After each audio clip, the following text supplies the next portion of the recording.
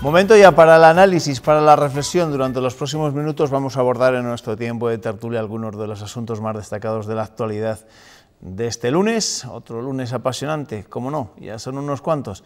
Además, hoy viene desde Madrid José Manuel González Huesa, al que le damos la bienvenida por primera vez esta temporada. José Manuel, ¿qué tal estás? Bienvenido. Pues entretenido, muy bien. Por la capital estáis, vamos, que lo estáis pasando pipa, ¿eh? Pero pipa, además todos los días, a todas horas. A ya todas no es cuestión horas. de como antes que decías, no, una semana, no. Durante el día ya no te puedes aburrir. No te puedes despistar en ningún momento. Monse Serrador, ¿qué tal estás? Bienvenida. Muy bien, muchas Bueno, gracias. aquí en Castilla y León también tenemos lo nuestro, ¿no? También estamos entretenidos. También estamos relativamente entretenidos. Y a ver de qué nos vamos a entretener mañana o con qué nos vamos a entretener mañana, porque los titulares no sé por dónde vendrán. Ernesto, ¿qué tal estás? Buenas noches. Adelante, ¿con qué empezamos? Pues mira, empezamos con el diario ABC, que destaca en las páginas de Castilla y León que Castilla y León exige al gobierno igual trato para sus minas que Asturias para UNOSA. La Junta recuerda que el carbón tiene el mismo efecto sobre la emisión de CO2 con independencia del territorio donde se produzca. El norte de Castilla destaca en su primera que los pueblos van a pagar el triple por reciclar sus basuras en el vertedero de la capital en cumplimiento de la Directiva Europea sobre reciclaje que comenzará a aplicarse por fin en Valladolid.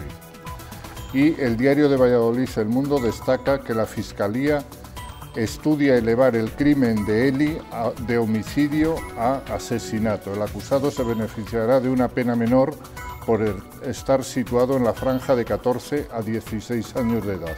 Y el delito de odio, sin más testimonio que el del detenido que lo niega, tiene difícil sustento. Diario de León destaca en su primera que el empresario minero Victorino Alonso evita ser juzgado por la explotación del Feisolín tras 17 años de espera. La audiencia suspende el juicio sine die. La Nueva Crónica de León destaca en su primera que los exjugadores de la Arandina se sentarán ante el juez por agresión sexual continuada a la menor. Y Diario de Burgos destaca en su primera la presencia en Burgos del juez del Supremo, Pablo Llarena, juez burgalés, que abarrotó el aula Romeros de la Universidad de Burgos, pero evitó allí pronunciarse sobre Cataluña. Mis opiniones sobre eso las dejo para mi círculo de amistades, señaló. Diario Palentino destaca en su primera la merced festiva y reivindicativa y señala que el director de la prisión de Dueñas asume un déficit de plantilla, pero discrepa del número de agresiones. Y por último, el diario La Razón titula en las páginas de Castilla y León que la presidenta de las Cortes, Silvia Clemente, lleva la voz de los más jóvenes a las Cortes regionales. Gracias, Ernesto. Hay otra noticia de la que tendremos que estar pendientes este martes, porque la Guardia Civil cree que Ana Julia Quezada pudo matar a su hija en 1996. Ya saben que era una situación un poco sospechosa, y era en la época en la que Ana Julia Quezada estaba viviendo precisamente en Burgos, ¿no? No se sabía, no quedó claro si la niña se precipitó por la ventana o si pudo pasar algo más en ese piso de Burgos. En cualquier caso, esa es la última hora. La Guardia Civil cree que Ana Julia Quezada pudo matar a su hija en 1996. Esa es la información que les leo en este momento en la página web del mundo.es. Y vamos a empezar con un asunto del que vamos a hablar y mucho mañana, sobre todo aquí en Castilla y León. Vestas, ya saben que el comité de empresa ha viajado hasta Bruselas para reunirse con las autoridades comunitarias e intentar encontrar alguna solución al incierto futuro o al oscuro futuro de la planta de Villadangos del Páramo. ¿Le dais alguna posibilidad a esta ofensiva europea de los trabajadores de Vestas, acompañada por algunos políticos de nuestra tierra? Monse. Pues yo, sinceramente y desgraciadamente, no le doy muchas posibilidades. A mí me recuerda mucho el caso de Lauki y de Lactalis, también un poquito el proceso fue similar, también hubo muchas movilizaciones, también se recurrió a Europa. Yo creo que lo único que podemos sacar de esta ofensiva, y eso sí que es verdad, es conseguir que los requisitos se endurezcan, que haya un mayor control, que a la hora de conceder ayudas y subvenciones, bueno, pues se tengan en cuenta otras cuestiones o se amplíen los plazos, no el plazo como tenemos hasta ahora de 5 años, que como vemos ha cumplido, y vemos cuál ha sido el siguiente paso que ha dado la empresa. Entonces, ahí sí que probablemente se pueda conseguir algo. Más allá, pues estamos en una economía de libre mercado, que es la que nos hemos dado, y si la empresa ha dicho que cierra, sinceramente yo creo que muy poco se va a poder esperar. Claro, te pongo en antecedentes, José Manuel. Al final llevamos todo el verano hablando de esta situación, de los más de 350 empleos que se van a quedar en la calle en una planta como la de Villadangos del Páramo y en una empresa, en una multinacional danesa, ¿no?, donde se supone o se presupone que en esos países nórdicos tienen muy en cuenta su conciencia social, ¿no?, pero aquí van a dejar tiradas a todas esas familias sin ningún tipo de alternativas. Y una empresa que ha recibido muchos millones de euros en subvenciones. No creo que hiciera lo mismo en Dinamarca. Ya, imagino que no. Seguramente no, porque los daneses se volverían en contra, ¿no? Pues me parece una vergüenza, ¿no? Bueno, ha pasado aquí, pasó en Asturias, o ha pasado en Delphi, en Cádiz, o en fin, en España pasa en un montón de sitios. Efectivamente, debería haber algún tipo más de control, de ver el destino de las subvenciones y de las exenciones que tienen permanentes este tipo de empresas. Pero claro, confiar en Europa es difícil, porque no creo que Europa ni a corto ni a medio plazo sea capaz de legislar para que una multinacional no haga este estropicio que está haciendo aquí el León, ¿no? Bueno, pues mañana va a ser una de las noticias destacadas del día. Veremos qué noticias nos llegan desde Bruselas. Allí hay un equipo de esta casa, por supuesto, de Castilla y León Televisión, acompañando a los trabajadores en sus diferentes reuniones que van a mantener con diferentes estamentos de la Unión Europea, acompañados, como no, con eurodiputados de los partidos políticos y también con algún político de nuestra tierra que se ha marchado para allá. Entre ellos, el portavoz de Izquierda Unida en las Cortes Regionales, José Sarrión, que no va a estar en el Pleno. Ha dicho que prefería estar allí en Bruselas al lado de los trabajadores. La batalla política de estos días en la escena nacional se concentra en la treta con la que el Gobierno pretendía eludir el veto del Senado a los presupuestos. Hoy la mesa del Congreso, con mayoría de PP y de Ciudadanos, ha tumbado la enmienda que el PSOE incluyó de Matute en la Ley del Poder Judicial. Ciudadanos y PP consiguen de momento parar el intento del Gobierno de sacar adelante los presupuestos sorteando el veto del Senado. La mesa de la Comisión de Justicia ya había admitido la enmienda que el PSOE incluyó en la Ley del Poder Judicial para conseguirlo. La mesa de la Cámara es un órgano muy importante del Congreso de los Diputados, pero la mesa de la Comisión de Justicia también es un órgano muy importante. PP y Ciudadanos pidieron entonces amparo al órgano de gobierno de la Cámara y este lunes la mesa ha tumbado esa enmienda. Este no es un asunto político, este es un asunto que tiene que ver con la legalidad y tiene que ver también con la defensa que tiene que hacer la mesa de los derechos de todas sus señorías, de los 350 diputados. La presidenta respondía así a las amenazas veladas que surgían entre la oposición. Que la mesa del Congreso de los Diputados no permite y no admite las presiones. Asegura Pastor que hay sentencias del Tribunal Constitucional avalando la potestad de la mesa y ha rechazado la propuesta del PSOE de pedir un informe a los letrados. Decisión que ha sorprendido a los socialistas por ser la primera vez que una mesa del Congreso contradice una decisión de una mesa de comisión, en este caso la de Justicia. Lo que se viene haciendo desde que existe la democracia de respeto a las decisiones que toman las mesas de las distintas comisiones. Unos y otros buscan ganar la batalla llevando el juego a los distintos terrenos donde tienen apoyo mayoritario. El PSOE en el Pleno de la Cámara Baja y en la mesa de la Comisión de Justicia y el PP en la mesa del Congreso y en el Senado. Y hay más escenarios, porque PSOE y Podemos no descartan recurrir ante el Tribunal Constitucional esa decisión de la mesa del Congreso que puede dar al traste con los presupuestos de Pedro Sánchez. Mientras la formación de Pablo Iglesias presenta sus exigencias para apoyar esas cuentas, entre ellas un impuesto especial a la banca para que devuelva el dinero del rescate. Es imprescindible que los bancos que tuvieron su responsabilidad en la crisis y su responsabilidad en los desahucios se solidaricen también. Es algo muy llamativo que haya entidades financieras que sigan facturando grandes beneficios al año y que, sin embargo, no aporten en términos de fiscalidad lo que les correspondería. ¿Va a haber presupuestos? Esta es la pregunta del millón. Objetivamente, ¿va a ser capaz Pedro Sánchez de sacar adelante los presupuestos? Objetivamente yo lo veo muy complicado. Bueno, y los diputados del Congreso te lo dicen, ¿no?, que está francamente complicado. Ya no solo con esta triquiñuela que están haciendo PP por un lado y PSOE por otro, sino no olvidemos a los catalanes. Es decir, el voto de los dos grupos catalanes, tanto de Esquerra como del PDeCAT, son necesarios para avanzar los presupuestos, tienen la llave y hablando con ellos pues ponen cara de bastantes dudas. O sea que Vamos a tener otro mesecito interesante, porque el plazo es en octubre, primeros de noviembre. Ya. Y bueno, ahí tendrán que decidir si definitivamente lo apoyan o nos quedamos con la prórroga de estos presupuestos que vienen del PP. Sí, pero por cierto, ¿el gobierno va a dar por perdida ya esta batalla? ¿El gobierno? El gobierno, esta batalla en el sentido de intentar bueno, colar de esa forma así tan extraña la ley de estabilidad presupuestaria. Han amenazado con acudir al Constitucional, pero Claro. los plazos del Constitucional ya sabemos lo que son. Pero bueno, ahora Podemos ha reconocido que igual con la misma senda del déficit del Partido Popular se podrían apoyar estos Claro, presupuestos. es que tienen que dar marcha atrás. O sea, hay que recordar que esto viene por los 6.000 millones que nos amplió Europa en el plan de estabilidad, que nos permitía gastar más dinero, que el PP dijo que no. Y entonces tendrían que dejar de hacer esa actuación, plantear los presupuestos que consideren convenientes e intentar aprobarlos. Pero repito, además de Podemos y PSOE, tienen que pasar por la cuota catalana, Ya. que esa probablemente sea la más difícil. Y la siguiente etapa, bueno, el siguiente puerto.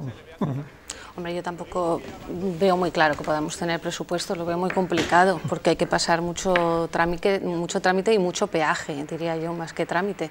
Entonces, a día de hoy, y también yo me voy un poquito más allá, estamos sin presupuestos, no vamos a tener presupuestos, parece, por lo menos a corto plazo, vamos a ir a una prórroga, y eso nos repercute a todos, porque también tenemos unos presupuestos autonómicos que están ahí congelados, claro, que parece ser que en principio nadie está muy por la labor de sacarlos adelante. Los presupuestos de ahora, el 18, están aprobados y la mayoría de las medidas están aprobadas. Sí, pero... Otra cosa es lo que propone, por ejemplo, ahora Pablo Iglesias, de subida de impuestos, que eso todavía no sabemos hasta dónde llega. Efecto dominó, vamos todos. Lo que pasa es que estamos con los efectos globos sonda, ¿no? Porque Podemos decía que había que subir el IRPF a partir de una cantidad, luego lo han bajado, luego lo han vuelto a subir. Entonces no sabemos realmente qué presupuestos tenemos encima de la mesa. No sabemos de qué estamos hablando, prácticamente. En el caso de Podemos, dice que para aprobar estos presupuestos de Pedro Sánchez, los que pueden llegar, le pide una subida de impuestos de 10.500 millones de euros al año, que ya es dinero. Sí, pero por pedir a mí me parece, no sé si es mucho o poco, pero bueno, si nos ponemos a pedir, pues vamos a pedir de verdad, ¿no? Sí. Bueno, ahora vamos a hablar de lo que piden otros, ¿no? Porque a Pedro Sánchez, como ha recordado José Manuel, no le bastaría con el apoyo de Podemos para sacar adelante los presupuestos. También debe convencer a los independentistas catalanes, y estos ya le pusieron por boca de Joan Tardá sus condiciones: que inste a la Fiscalía a retirar la acusación de rebelión contra los políticos independentistas encarcelados. El caso es que desde que el diputado de Esquerra dijo eso en el Congreso, se han sucedido las declaraciones desde el Gobierno y su entorno, apoyando o bien los indultos o bien la puesta en libertad de los presos. 9 de septiembre, en TV3, el ministro de Fomento no esconde su disconformidad con la existencia de políticos presos. Totalmente. Casi a continuación, en la BBC, el responsable de Asuntos Exteriores también muestra su desacuerdo. Es mucho. 5 días después, en El País, la ministra de Política Territorial sigue por ese camino. Gracias. Congreso de los Diputados, semana pasada, Esquerra le dice al presidente Sánchez que si no pide la retirada de la acusación de rebelión... ¿Cómo será posible, por ejemplo, pactar los presupuestos? El siguiente episodio se ha vivido ya este fin de semana. Si es demana l'indult, yo soy partidaria, claro. Palabras de la delegada del Gobierno en Cataluña, lluvia de críticas de la oposición y respuesta de Ábalos. Tras una declaraciones de humanidad de la delegada del Gobierno, de Tere. También este domingo en La Vanguardia, la vicepresidenta hablaba sobre la prisión preventiva de los políticos presos, titular por el que varias asociaciones de jueces y fiscales han exigido que no se presione al Poder Judicial. De todo ello se le ha preguntado a Pedro Sánchez. Dejemos a un lado la vía judicial y empecemos a hablar de política. Desde la ley, diálogo. Y empecemos a hablar de política. El presidente no ha querido hablar directamente de lo que Ciudadanos llama premios a los que dieron un golpe de Estado. Y mientras el PP se pregunta ¿cuánto va a tardar el señor Sánchez en colocarse un lazo amarillo? Los populares registrarán esta semana una propuesta para que condenados por rebelión o secesión no puedan ser indultados. ¿Esto es como dicen algunos, presos por presupuestos? Pues probablemente están todos jugando con esto. Aquí de luego están sometiendo a una presión al Tribunal Supremo extraordinaria, desde el juez Llarena que ha llevado la instrucción hasta los jueces, los 4 o 5 jueces que van a juzgar el caso y determinar, que esperemos que sea antes de que termine el año, que esta es otra, a ver cuándo se inicia el proceso judicial de verdad, antes o después de que termine el año, le están sometiendo, insisto, una presión a los jueces del Supremo extraordinaria, porque sobre ellos pesa las condenas de unos señores y a continuación parece que pesa la estabilidad de un Estado, tanto el español como la situación en Cataluña, ¿no? Entonces me parece un poco muy duro para estos jueces la situación que están viviendo. Sí, sí. Hombre, estábamos hablando de lo mismo, presupuestos y presos. Yo creo que al final es lo mismo y lo uno lleva a lo otro.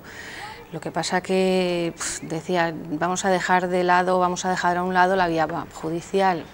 La vía judicial no se podrá dejar de lado, digo yo. No. Tendrá que estar ahí siempre presente. Otra cosa es que se pueda combinar con la vía política o que las dos cosas vayan al unísono, pero nunca podrás dejar la vía judicial. No, porque además la vida judicial tendrá su recorrido. Y es un poco lo que tú decías. Aquí están todos presionando por lo que te digo. Mira, por ejemplo, los plazos, estoy hablando allí en Madrid con diferentes jueces y políticos, no se sabe cómo va a ser el proceso, si va a ser antes o después de este año, pero es que no es un detalle menor, porque en mayo hay elecciones municipales en Cataluña, con lo cual si hay una condena sentenciatoria, pues las banderas amarillas y lazos amarillos van a salir por todos los lados para intentar sacar rédito político a los ayuntamientos de Cataluña, que tienen bastante poder. Hombre, lo que tampoco es casualidad es que los dos ministros, la vicepresidenta, salgan uno tras otro así, uno tras otro y de seguidillo, ¿no? Está claro que responde a una estrategia y a un camino a seguir. Mira, precisamente uno de los aludidos, uno de los que le ha tenido que pitar los oídos después de tantas declaraciones últimamente de los ministros y de personalidades cercanas al Gobierno central, el juez encargado de la instrucción de la causa del procés, que ha estado este lunes en su casa en Burgos, Pablo Llarena, ha evitado pronunciarse sobre si la cuestión de Cataluña se tiene que abordar políticamente. Lo que se ha dicho es que el Tribunal Europeo de Derechos Humanos no puede cambiar una sentencia firme dictada en España. Lo que diga el Tribunal Europeo de Derechos Humanos ni va a modificar ningún artículo de nuestra Constitución, ni va a modificar ningún artículo de nuestro cuerpo legal, ni siquiera va a declarar la nulidad de un acto administrativo que haya podido contrariar un derecho reconocido en el convenio, ni va a poder modificar ninguna de las sentencias que hayan dictado los tribunales españoles en última instancia, por más que esa sentencia haya contradicho los derechos reconocidos en el convenio. Vamos a seguir con Cataluña porque el presidente del Gobierno ha puesto un océano de por medio, pero los problemas caseros le persiguen hasta Canadá y su gira norteamericana de esta semana. La primera cita de Pedro Sánchez ha sido con el primer ministro canadiense y en la rueda de prensa posterior ha comparado la situación de Quebec con la de Cataluña.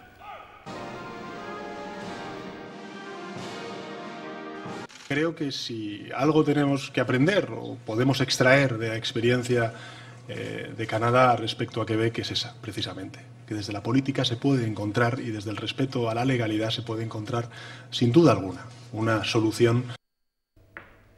¿La solución está en lo que ha acontecido en Quebec? En Quebec hubo dos referéndums. Sí, vamos a ver, yo para empezar, la suerte que he tenido este verano que he estado en Canadá y me empolla un poco el proceso, por resumirlo, a ver si puedo hacerlo rápidamente. En primer lugar, la creación del Estado de Canadá, que tiene un poquito más de 100 años, se creó a raíz de que los estados se sumaron, crearon Canadá, y dejaron escrito que cuando quisieran y hubiera voluntad política del pueblo pudieran hacer un referéndum. O sea, ya estaba escrito previamente, cosa que aquí no existe en nuestra Constitución. Segundo, ha habido dos referéndums que se han perdido, por cierto, el último con el 49% de los votos, con lo cual se establece una regla del juego que no vale con ganar, sino vale que hay que ganar por encima del 50%.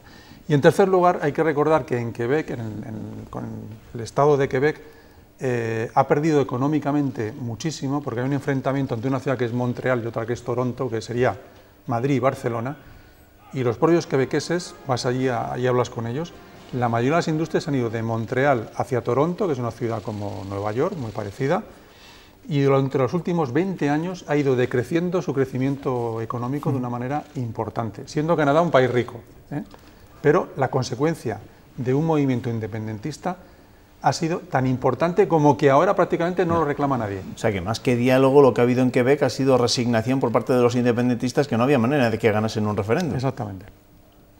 Hombre, ¿Somos como Quebec?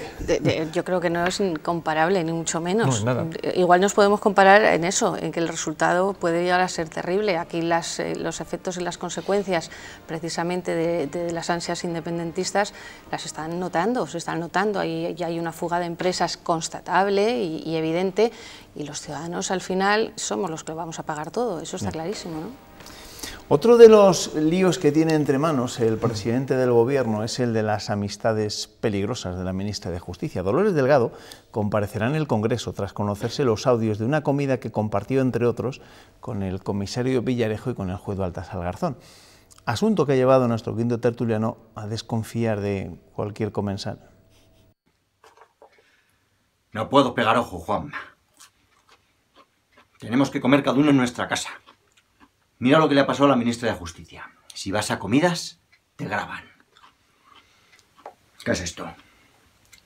Un micrófono. Vivimos vigilados, Juanma. Y además, no son horas de comer. No son horas. No lo son, ni menos con Villarejo, ni de comer, ni de cenar, ni de desayunar, ni de saludarle siquiera por la calle, porque te la puede preparar. Vamos...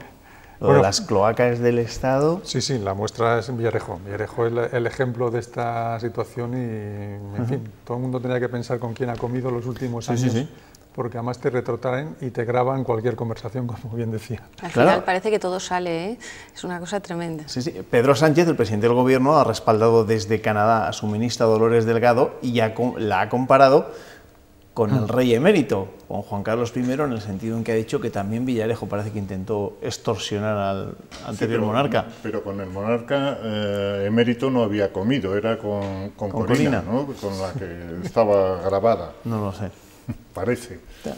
Comer al fin y al cabo, ¿no? Esto suena o huele a que tiene más capítulos. Sí, sí, sí, esto tiene más capítulos que los irán escribiendo los próximos días y que, bueno, lo único que sabemos realmente es que el presidente del Gobierno vuelve dentro de una semana, con lo cual, digamos que más actos en Madrid no puede hacer, pero que la situación de la ministra de Justicia va a ser complicada en estos días, te lo aseguro que sí.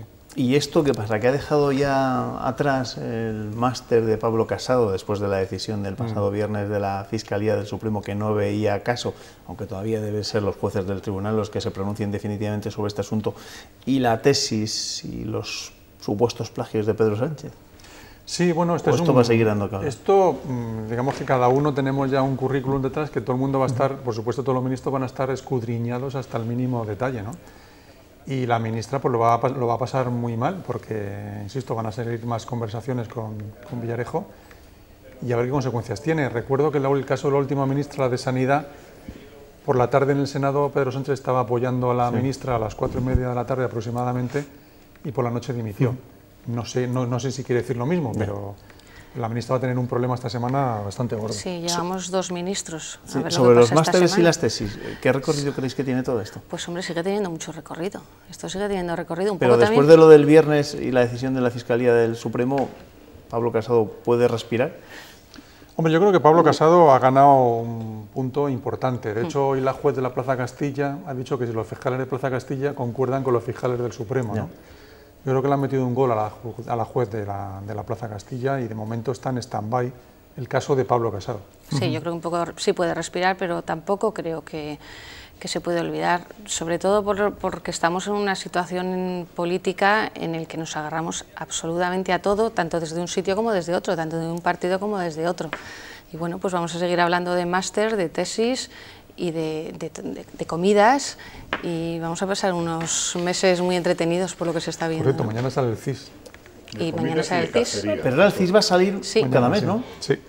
Yo nos contaba el presidente del CIS que ha decidido, en vez de cada 3 meses, presentarlos cada mes e incluso ampliar la cantidad de información con más encuestas. Va a pedir una opinión sobre la Constitución, que conoceremos también mañana. Y yo me puedo atrever a decir que mañana va a ser bueno para el PSOE. Sí, bueno, tal y como están avanzando también las encuestas de determinados Pero creo que está periódicos, ¿no? hecha la encuesta antes de todo el tema del máster y de la antes tesis. Sí, por supuesto. Está hecho antes del libro de la tesis de Pedro Sánchez y el PSOE crecía. ¿Y eso qué puede significar para el PSOE? Porque evidentemente aguantar durante unos meses exponiéndose a posibles desgastes igual no es muy buena idea. ¿o no? Lo que les va a decir de una manera más fiable es que mes a mes van a ir viendo el desgaste o la mejora del gobierno, en función de cómo vaya la situación, con lo cual tendrá una situación para decidir de una manera más fehaciente para saber si por fin... Lo que pasa es que yo tengo una teoría, y es que la crisis del gobierno puede ser más importante por el tema económico, más que por el tema del máster. Sí, hombre, eso siempre duele más, claro, eso está claro. En el momento que tienes a la sociedad mucho más enfadada y necesitada, pues ahí siempre está mucho más quemado el gobierno, eso es evidente. Otro asunto que vamos a incorporar a nuestra tertulia, porque la Asociación Salvar el Archivo de Salamanca no ceja en su empeño y seguirá dando la batalla por recuperar documentos que salieron indebidamente del mismo rumbo a Cataluña. Este lunes los responsables de la asociación han anunciado que no se rinden y que inician una nueva senda judicial para que se cumpla la sentencia del Tribunal Superior de Justicia que dictamina que esos papeles deberían retomar a Salamanca. Para dar más voz a esa demanda han presentado dos fichajes mediáticos y políticamente incorrectos, el empresario Mario Conde y el periodista Germán Tech.